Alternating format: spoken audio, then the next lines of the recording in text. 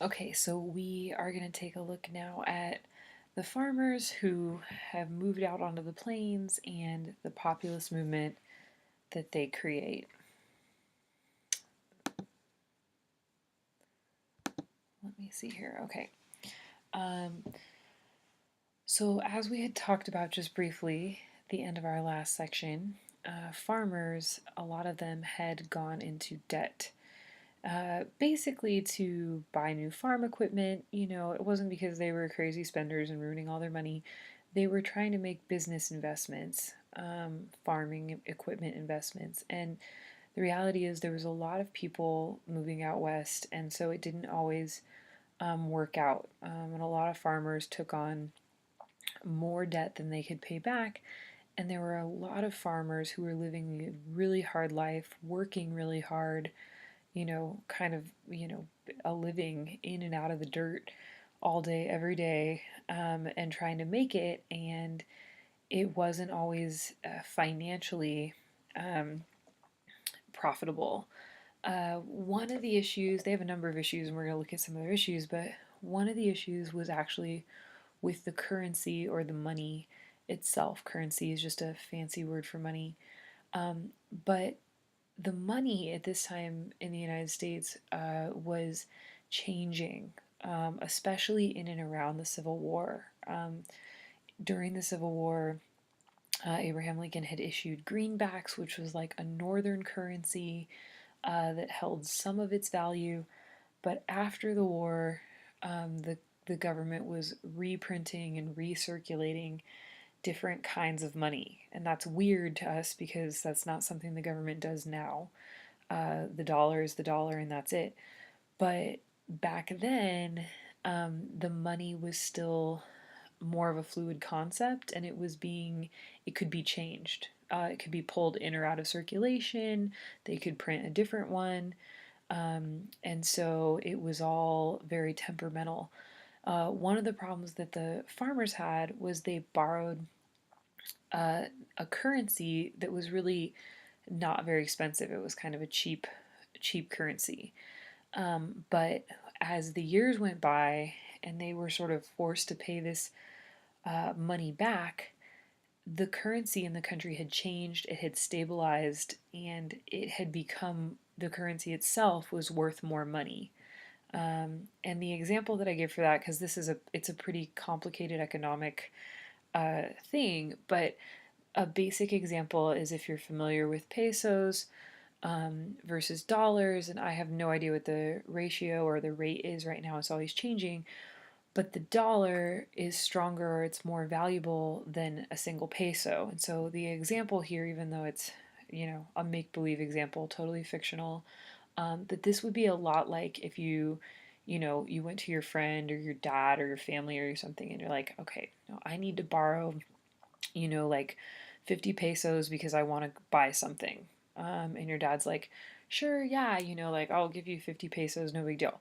So you borrow these 50 pesos, and then like the time comes to pay him back, and he's kind of like, you know what, like I know I lent you 50 pesos, but like we're not really using pesos anymore, and I really need you to pay me back $50. And you're kind of like, whoa, wait a second, like that's not what I borrowed. I didn't borrow.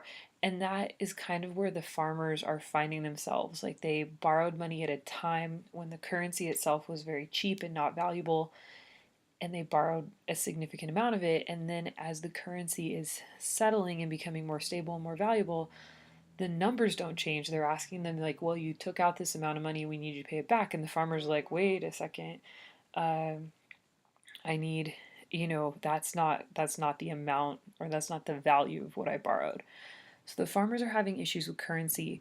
One of the issues that would solve this problem is if there was actually more cash or more money flow in circulation. So, like, if the government would just print more money, that would help the farmers a lot because as more money would be printed, there would be more in circulation and there would be more that they could use um, to kind of pay back their debts.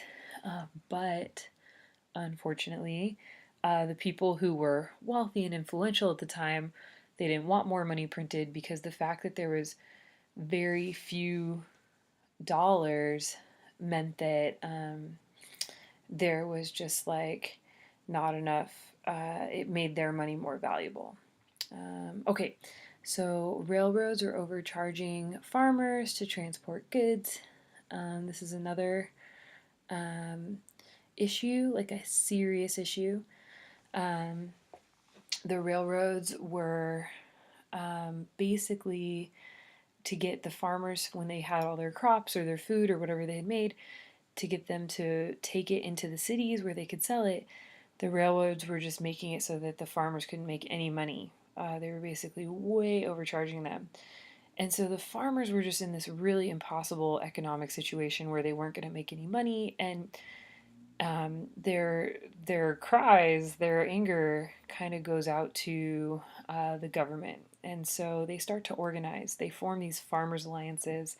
One of the guys who forms this is Oliver Hudson Kelley, who founded the Grange, and he helped farmers to politically organize and to kind of find their political voice. And this is him. This is Oliver Hudson Kelley. And then this is our moving to our last slide today. The rise and fall of populism.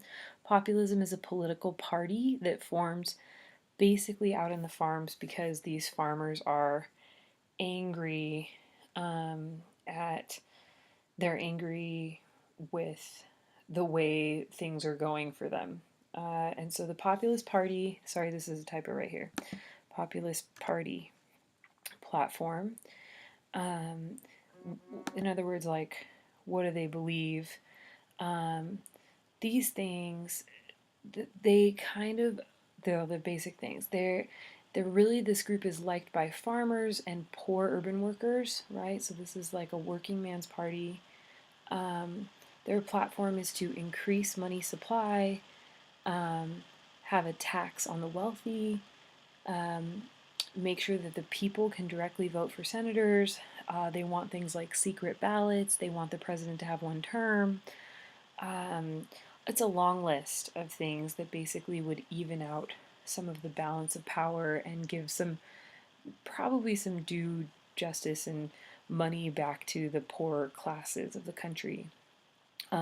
This particular party really picks up steam because in 1893 there's a economic collapse, bank closures. What's happening is the railroads have run out of basically just like track to endlessly build, and so anyway, that sort of tanks a portion of the economy, and a lot of people in the 1890s are feeling an economic pinch, and they turn to populism. It becomes a very popular party for that reason. Silver or gold becomes a big part of the debate, and you're like, why silver or gold? That's because silver or gold would either would be representing the dollars. So, like dollars in the old days, if you printed a dollar, it was because there was actually a piece of silver or gold somewhere that represented that dollar. So, there's some people that want silver and gold, and this would make more money in circulation. This is what the poorer folks want. This is called bimetallism. It's a vocabulary word. There's other people who only want gold, and these people, they call that the gold standard. This gold only. This would mean that there'd be less money in circulation, and people who are wealthy prefer that because that means that the money that they have remains very valuable. If the government just prints up more money, the people at the time, this isn't necessarily the case now, but the people at the time, if there's a lot more of that money going around, it makes the money that they hold, it makes it less valuable.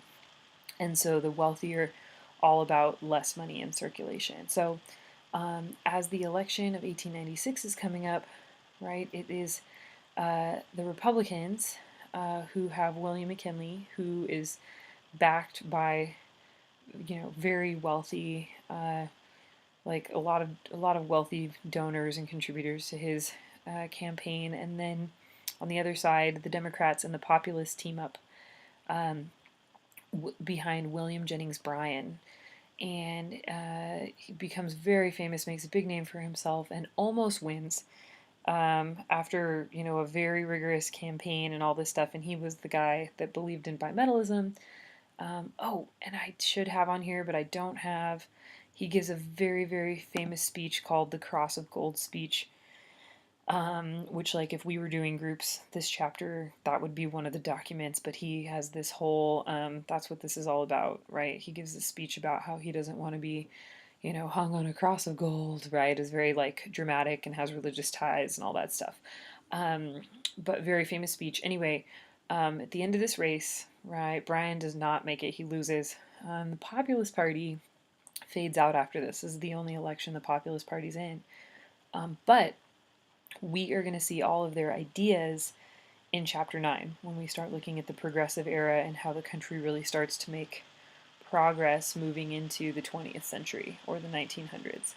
The ideas really live on. Okay, that is it for farmers and the populist movement. And yeah, these are our slides. Okay, great work, you guys.